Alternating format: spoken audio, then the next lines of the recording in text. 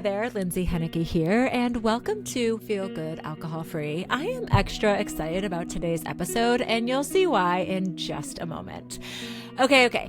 There's something really powerful about hearing a story from someone who's been exactly where you are. Someone who once thought, I can't imagine life without alcohol, and is now on the other side of it. Not just sober, but she is thriving.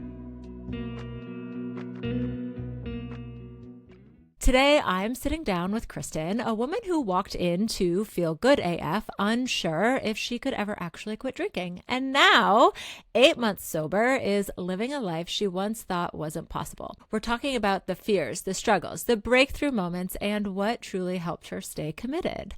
And the first hint I have for you is that she didn't do it alone. If you've ever wondered what it feels like to be supported, seen, and surrounded by women who get this episode will show you. So let's dive in. Welcome, Kristin. I am so excited to be talking with you today. Are you ready to get going? Yeah, I'm super excited. All right. So I'll just start with, a little reflection on your journey. So looking back at where you were before you became sober, what were some of the biggest challenges that you faced in your sort of like relationship with alcohol? Yeah, so I started drinking alcohol when I was very young, 15 years old. I was very shy, very awkward growing up. So really used alcohol as, liquid courage, a confidence booster. That was like that for a while, but then, as life set in, as, my anxiety worsened and, different hardships kind of happened to me, life gets lifey. So as those things happened, I started using alcohol more as self-medication, using it as a reward for those hardships and kind of like looking at things as if once I get past X, Y, Z, then I can start to sort of moderate. Then I can start to kind of get this under control. But really, I was just trapped in a cycle of trying to moderate, but, not being able to, and then having that shame and guilt about it. Moderation really became impossible for me. So I was really getting angry over everything and nothing, really unable to regulate my emotions. So for me, there was really no specific turning point with alcohol, although there were plenty of times that could have led me to pause. There was no specific rock bottom. It was really more of an ever-growing list of reasons to put the bottle down. And I realized that, rock bottom doesn't have to be a specific moment. It can be a feeling. So that's what inspired me to decide to stop drinking. Yeah. It's like, I think many of us, or maybe even, dare I say, most of us start drinking to fit in. Like that's it. Yes. It's so that we can say we're doing the same thing as our peers, and it's usually at a pretty young age. I love the idea of there wasn't a rock bottom, because I think that is so important, where people who are kind of afraid to start going down this road, or they have this rationalization of, well, I'm not that bad. And it's about saying like, well, what is that line? Because that line gets more blurry as we go. Right. Things that we never thought we would do are suddenly acceptable. Mm-hmm. Yeah. I mean, at the point, where I was at, maybe, the external consequences of my drinking weren't specifically there. I didn't have a DUI. I didn't lose my job. I wasn't going through a divorce because of my drinking. But really, it would have gotten there to that point with the way I was going. Yeah. For sure. And it's true. Where is the line? Was I willing to get to that point? Was I willing to sacrifice all of that? And, it got to a point where I said, no, I can't. I don't want to lose myself anymore. I love that. I don't want to lose myself anymore, because that's it, isn't it? And I think that is also what makes it so hard to come back, because there's so much that we don't know. We've lost ourselves. So it's not just quitting drinking. It's figuring out who you are. Mm-hmm. Yeah. Yeah, I mean, like I said, I worked last night, so I work a crazy overnight shift. So I worked last night, under normal circumstance. Well, before I stopped drinking, I would have probably come home, had half a case of White Claw, so 6 of them, and then gone to sleep and woken up and finished off the other half. So yeah, I mean, that was just my, rotation. And then tomorrow I would feel terrible, and then it would just be a cycle. So I was pretty much frozen into this cycle of not living. So let's talk about sort of your transformation and some of your breakthroughs. During your 8 months of sobriety, it's 8 months, right? It'll be 9 months on Sunday, Well, actually. almost Yes. 9 months. Congratulations. The 8 to 9 month point is a big deal. We can talk about that in a minute. But what were some key moments or those like breakthroughs that made you realize you were on the right path? Like, can you share a specific story or experience that stands out? Yeah, I mean, I had been a person where I would be drinking and, I would start talking to people, texting people, making plans, things like that, but I would never follow through. I would make a lot of commitments, I would do a lot of things, and, I would never follow through because usually I would be either wanting to drink or hungover or, oh, I've started drinking, I can't drive now, so I'm stuck here. So, broke a lot of commitments. So, I've been doing a lot more things to kind of hold myself accountable. My husband's cousin is starting like a salsa class business, so I went to her first class and they recorded us. Don't ask to see the video of that, but I I went. definitely want to see the And video. I definitely need to see it. the editor was very, very forgiving. Let's just say that. I didn't look as bad as I thought I would. But, different moments like that, actually showing up. Because before I would have just been hungover and said, oh, I'm not going to go. And, it was like, I think it was about 7 o'clock at night. So there was no way I would have ever left my house at that time to do something like that because I would have been drinking. So, just looking at things like that and just realizing, oh, I can do these things. I've realized sobriety isn't deprivation, really. It's liberation, truly. I can still do all of the stuff that I wanted to before. I think that's a big thing is people are worried, oh, what am I going to do if I stop drinking? How am I going to go to this wedding? How am I going to go on this vacation? I've realized I can do all of those things just without drinking. I can sing karaoke. I can go just dance salsa. I went to the retreat in, Massachusetts, driving 4 hours. I would have never done something like that. But, I could do all of the things. You don't have to limit yourself, really. It's just taking away alcohol. Everything else is still there. It's so true because also I think it's not even about thinking like, oh, I can't do those things if I'm not drinking. It's for me anyway, I would prioritize drinking over doing those things. That 7 o'clock on a like Sunday, that's when I'm sitting on my couch drinking wine. That doesn't fit into my very busy wine drinking schedule. And it's like it sounds like you're just more available to people, to friends, and to yourself. Like, I'm actually like getting something out of these things. I leave the house in the evening. Yes. Yeah. And I mean, I have two young children. I have a almost 7-year-old and a 3.5-year-old. So, just moments with them too. There was a lot of times where I'd be stressed out, I'd be drinking, and I really wasn't paying attention to what they were doing. They kind of just had the TV on, they were playing with their screens, things like that. So like now, being sober, I'm actually more present for them, even if it's like, oh yeah, we're playing a video game. Yeah, we're all on the screen, but at least we're doing it together. So just small moments like that. I think I've been a lot of times was waiting for, oh, well, sure, well, every small day, it's not going to be that big of a deal, but, oh, I got to look forward to this birthday party or something like that. So now I'm kind of learning to enjoy those like small moments, everyday moments, those playing video games, things like that. And okay, so your kids, 3.5 and 7, I see a lot, I don't have children, but I see a lot of sobriety influencers on Instagram. They post a lot about the impact on their kids. And 7 is supposed to be a very important age as it relates to them remembering things. And so you're at a very amazing place with this to where your kids are going to know you as a sober mom. But I wonder how you look at this as like, what will they remember? And this, like, do you think that they'll even know that you went through this? To be honest, probably not. Because my older one, he has ADHD and some little bit of a developmental delays. So he's not always the most fully aware. So no, I don't really think he'd realize, to be honest. But, I do think they realize like that I am more present for sure. They're definitely coming to me more. My husband is the caretaker. So, he's the stay-at-home parent. He's the default parent. So before they really never came to me for anything. But now it seems like they are coming to me for more, which, it is what it is. But, it's really great, that they're coming to me more, which like I feel like they know I'm more available to them. I'm more reliable to them. And you want to be there for them. Yeah.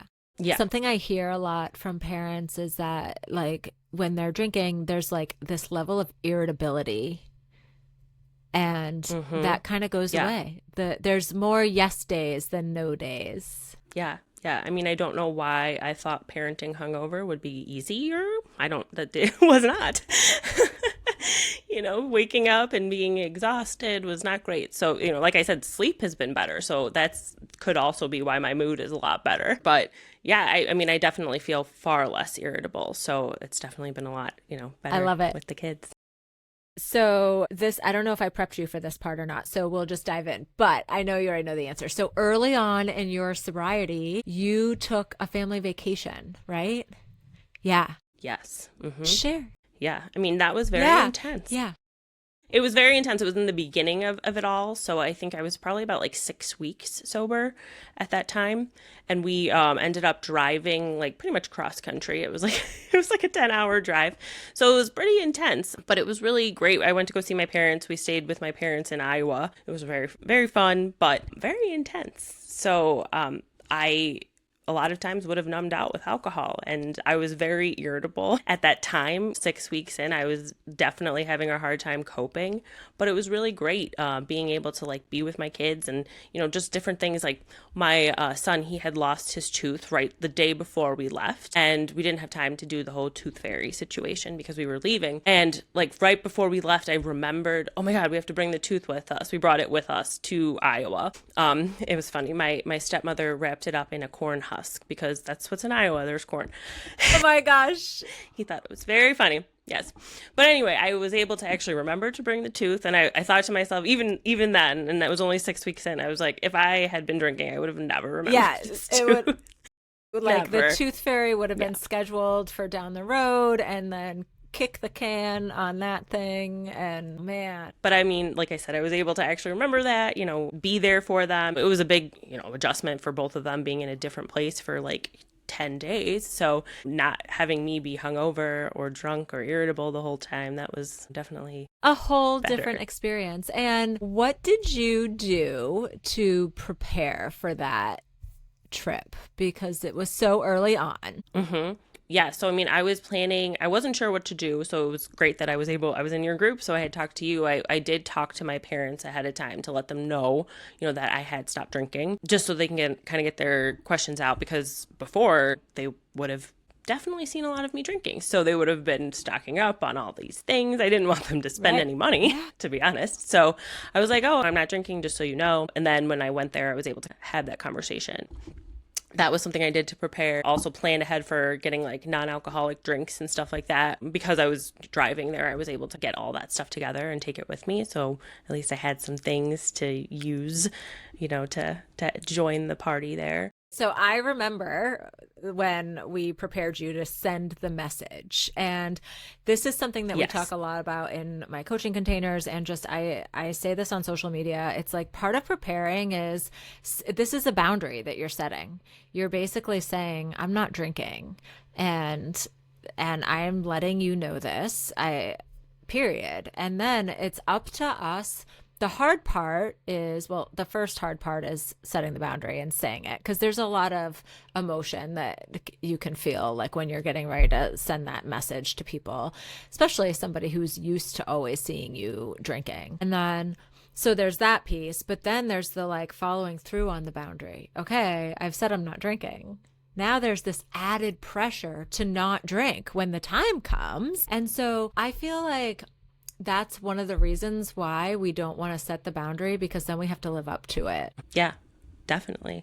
It definitely helped me accountable for sure. And that was like a big piece of it too, is like immediately I had told my husband, like, I'm going to stop drinking. He was been holding me accountable. I mean, not any sort of pressurized way, but he's been holding me accountable as well. So yeah, having that person to kind of hold you accountable, which was great for having our group, is, other people to kind of hold you accountable. Yeah, because everyone's they're all thinking and doing the same stuff. Like, it's hard. It's not easy. Okay. So, well then, that's a good segue. So how did being part of my community or the Feel Good AF community support your journey in other ways? Like, was there something specific that made you stay motivated? Yeah. So, I mean, I can be like a very black and white kind of person, and I can be a very like take the bull by the horns and, oh, I want to get this all done right now, but there's really no way to win sobriety. Yes.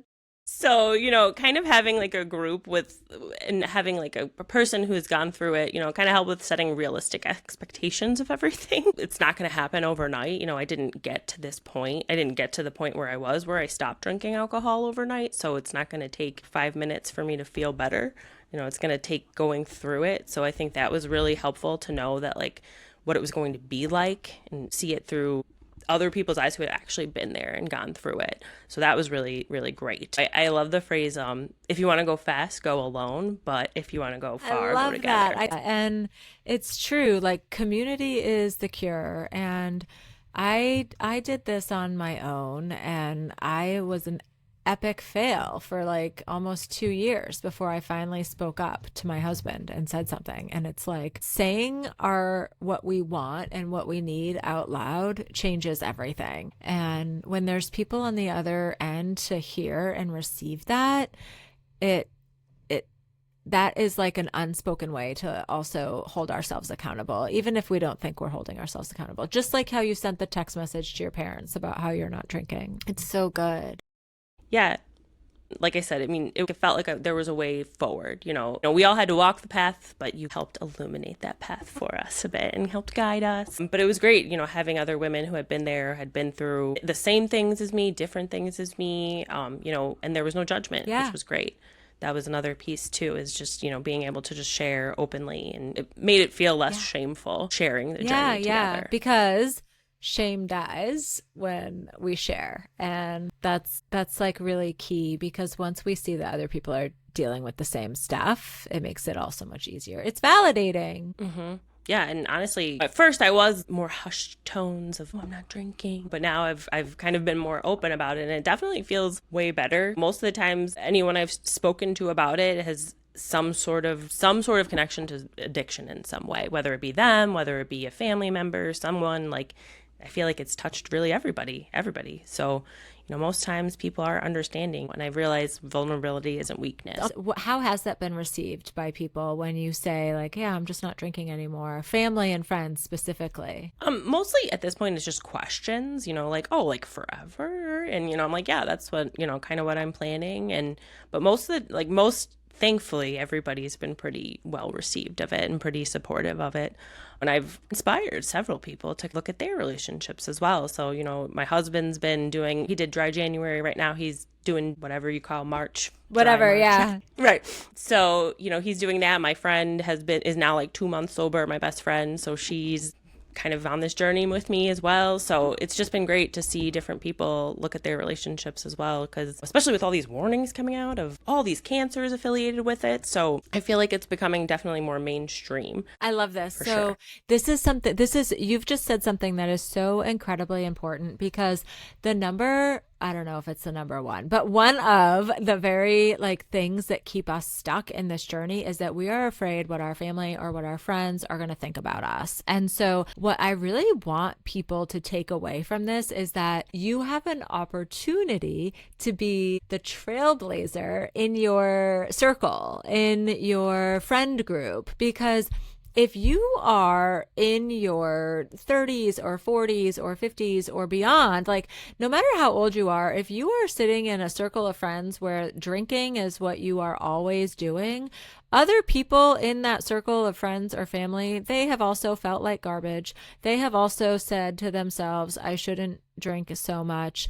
Everyone, like you said, how it touches everyone has had these thoughts, whether or not they're, on a scale of 1 to 10 of severity, the thoughts are there. And people can look at this as a way to be leaders in their friend group and role models in their families, versus holding on to shame because they have a problem and they don't want anyone to know about it. Mm-hmm. Yeah. I mean, yeah, for sure. I feel like, not only just being a leader in it, but also just showing that, showing that vulnerability and saying we can cut back, we can do fun things without it. We don't need to have the alcohol to have fun. We can sing karaoke. So, yeah, are there any videos of you singing karaoke? Yes, there are. Yes. Have they made their way to your social media yet? A small one. I have to probably put a real singing one up there. I felt bad because I really wasn't alone in the video, so I didn't want to like put everybody else's videos up. Okay. So. We'll give you a pass there. But yes. Okay. So also, you also are influencing people on social media. So tell me a little bit about what made you want to start your sober Instagram account? Yeah, so like I said in the beginning, I kind of felt like it was more like hushed tones. I was saying, I wasn't really, I don't drink, but not really like owning it. And I feel like I was starting to feel like, I don't know, shameful about it. Like I wanted to be more open about it. It felt more like freeing in a way to be open about it. So I actually had started one kind of in the beginning of my journey, and I was like overwhelmed by it and I deleted it. But then I did about 5 months in, because I was like, I think it'll be a good way for me to be accountable. I'm really bad with writing down stuff in a physical journal. So it's kind of like I was using it in a little bit of a journal sense as well. But then, I also was able to connect with other people, and, I was able to find a couple people in my area, which was great.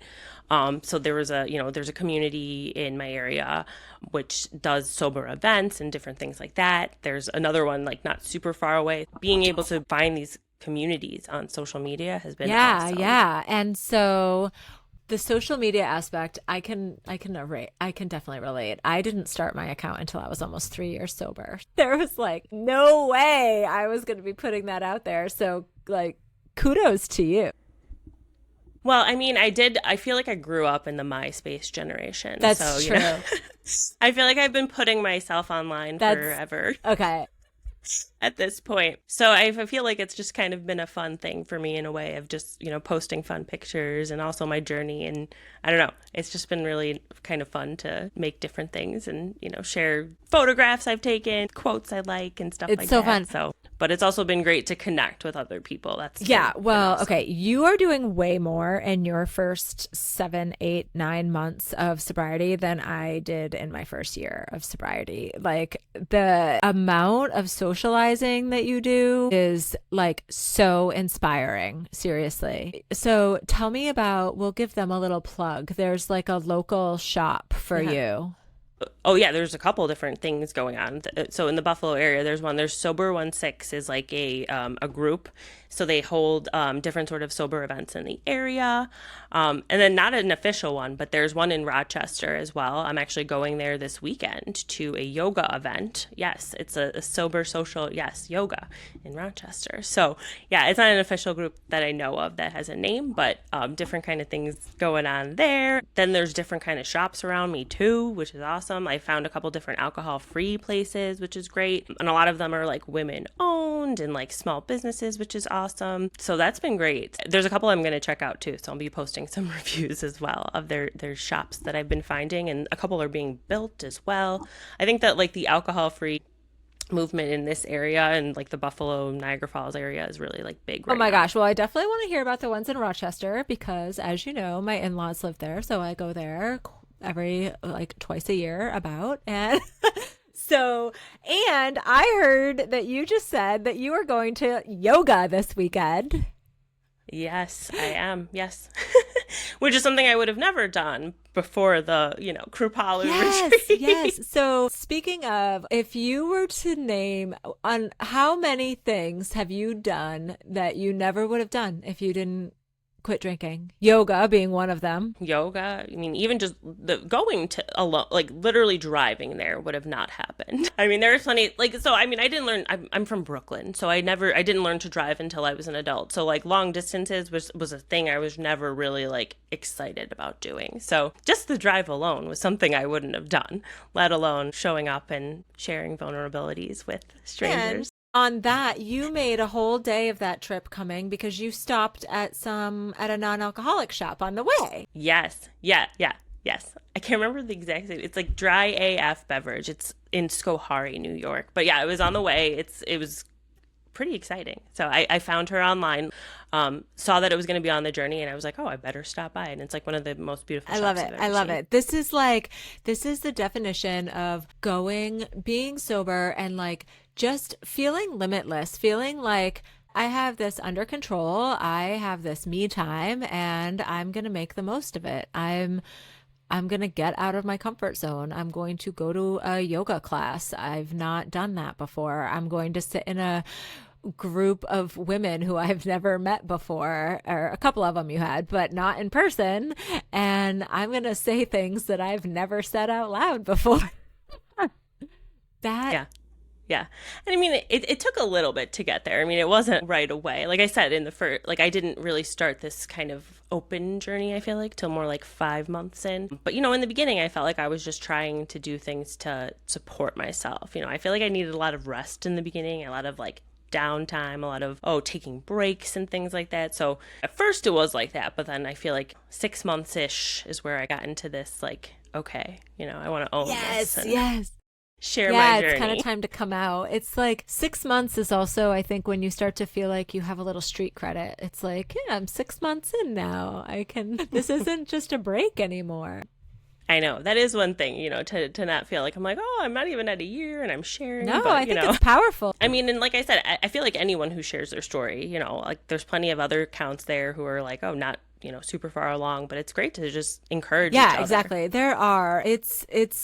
I have so much respect for people who are creating accounts who are just starting out. Like that was definitely not me. I was kind of a quiet quitter over here. And I wonder how much faster or easier things could have been for me had I done that. So you're so brave. I think that when we quit drinking alcohol, we have the confidence to do things that we never would have before. Let's talk about your advice. If anyone's listening who might be considering quitting drinking, but they're unsure where to start, what advice would you give them based on your own experience? Yeah, I mean, I think the first thing would be it doesn't really have to be a good time, you know, a good time to quit drinking.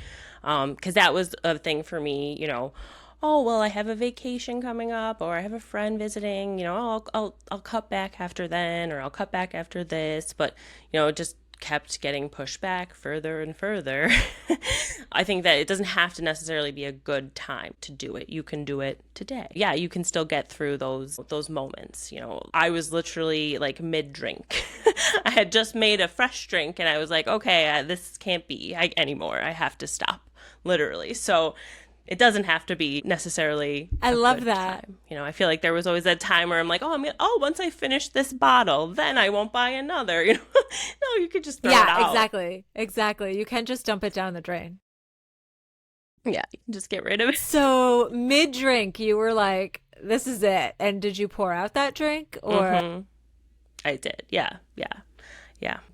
I had been, so I was like, basically realized like over the course of like an hour or two, maybe I drank like a whole bottle of orange juice mixed with like my vodka. And I was like, that's not good. And then I was like hanging out with my kid and, you know, he was talking to me about something and I was like, I don't even really know what he's talking about, to be honest. So I was like, what am I doing? And I just poured it out and, you know, then I finally reached back out to you. And the rest is history. There you go. That's the rest is history. And that would be another good piece of advice is, you know, have the guts to ask for help for sure. You know, I did reach out to you initially and then I was canceled. It's my favorite part of our story. Our love story. Yes. So, yeah, but having the guts to ask for help because, like I said, vulnerability isn't a weakness. And for the most part, people are going to be supportive of you. And if they're not, then, you know, don't be around those people. And that's also another hard part, right? Like we feel like we have to keep people in our lives. We are obligated, but really all we have to do, and it's not like we have to completely cut people out. All we have to do is set boundaries for those people. And we have full control over how we live our lives and how we show up in the world and how we present ourselves and how we want to feel. But other people don't really matter. Like they really don't, because they're going to think what they want to think about us. They're going to do what they want to do. They're going to say what they want to say.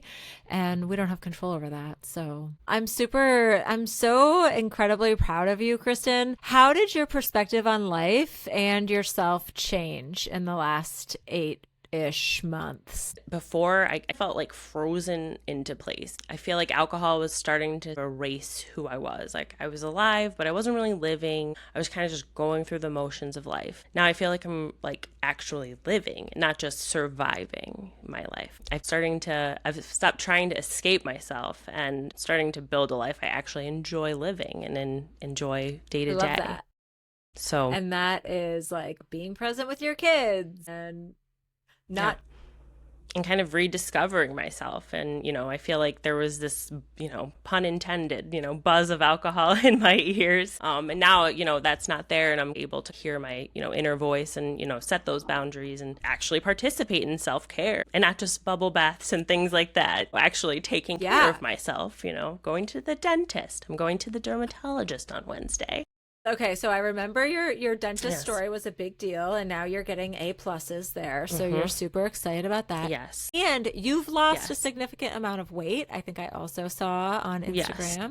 Yeah, about 30 That's pounds. huge Yeah. in 8 months. Yeah. In 8 months. Because from pretty much just not drinking. I mean, I've definitely been more physically active too, but a lot of it's just which is drinking. that this is how we see that not drinking is self-care. Like it's simply a byproduct of not drinking is feeling better and looking better and feeling comfortable in your own skin. So go you, because I know that was a big deal to you. And now you're going to a dermatologist. I need to do that. Wow. Yes.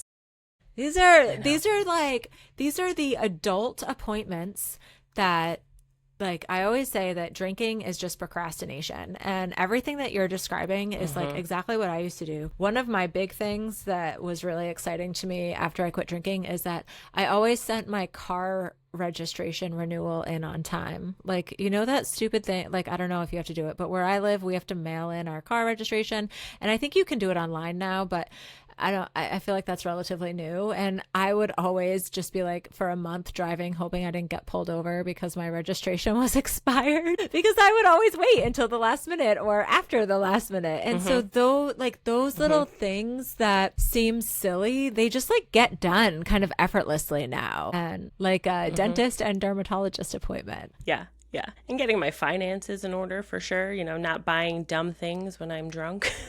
Amen. Yeah. Like, yeah. Where did all those my husband, are you expecting a package? I guess. Probably. Yeah. Yes. Now at least I remember. Exactly. Like they're more intentional. Thought was put into them, and you probably need like 80% of the purchases. Yeah. I mean, online shopping, it can be another form of cheap dopamine. So we have to be careful with that. Yes. I've listened to a podcast once where it said, after you add things to the cart, just wait a day. And if you still want it the next day, then go ahead and click, check it. Oh, yeah. My saved cart is ridiculous. If it ever got moved in, I would be like out of a house because it's like if you added it all up, oh my gosh. Maybe it's time to clean that up. That's your next piece. Maybe. Oh my gosh. Okay. So anything else? What else do you want to leave the listeners with today? So I think another piece of advice I have is, there's a lot of paths to recovery, sobriety. And leave, take what works and leave the rest. Because I feel like there's a lot of advice out there. So just take what works for you. It's definitely can get overwhelming. I feel like I was a little overwhelmed at first, but then I was just like, I don't have to fix everything overnight. I can, take it one step at a time. So taking a breath and realizing, do it different types of ways. Even when I initially had, I was talking to my therapist, telling her about my alcohol use, and she was like, oh, are you thinking about AA? And I'm like, I don't know if I would want to do AA. And that's why I started kind of looking into different options and the fact that there are online groups. Like there's so many things out there. So, just do what works for you. Yeah, it's so true. Like I love take it or leave it, because what resonates with you maybe isn't going to resonate with other people and vice versa. And it is like long gone are the days where there's only one way to quit drinking. There are a lot of different ways. And I think the common denominator, like the most important thing is what you said in the beginning, is ask for help and get with the like-minded people, the people that have the same goals as you. They always say, like, if you want to rise up, you need to put yourself in the room with people who are further along than you. And it's really important to do that. And you're not going to advance if you're in the room with people who are where you don't want to be anymore. Yeah. Yeah. Connection has just been very key, for sure. Kristin, almost 9 months sober this week. I'm so excited, or basically 1 week. And this has been so much fun. If people listening want to connect with you, where can they find you? I'm on Instagram at the_alcohol_free_alchemist. I know, I realized it's a pretty complicated thing. So the alcohol-free alchemist. What a mouthful, I guess we'll call that. So I will link that in the show notes too, so that listeners can go ahead and follow Kristin. I know it's been awesome for me to see all of the cool things that you're up to in your fancy, sober life. It's been exciting. It has been exciting. Like, yeah. So if anybody's watching this on YouTube or something, or seeing the audio clip, like, Kristin's smile is so big now. And once you go to her page, you're going to see those crazy before and after pictures that people post about their stories. And you have had the ultimate sober glow up, like, absolutely completely glowing, a totally different person. It's been so beautiful to watch. Yeah. I mean, sobriety won't fix all your problems, but it probably won't hurt. And this is so incredibly true. All right. If Kristin's story resonated with you, if you're sitting there thinking, I want that kind of support, I want to feel that free, then this is your sign. You do not have to figure this out alone. Feel Good AF isn't just a program, it's a life shift. It's the space where you stop trying to white knuckle your way through sobriety and instead step into a version of yourself who doesn't need alcohol to feel confident, at ease, and fully you. Doors are open. Come join us inside Feel Good AF. The link is in the show notes, and so is Kristin's Instagram profile. You are so capable of this, and you don't have to do it alone.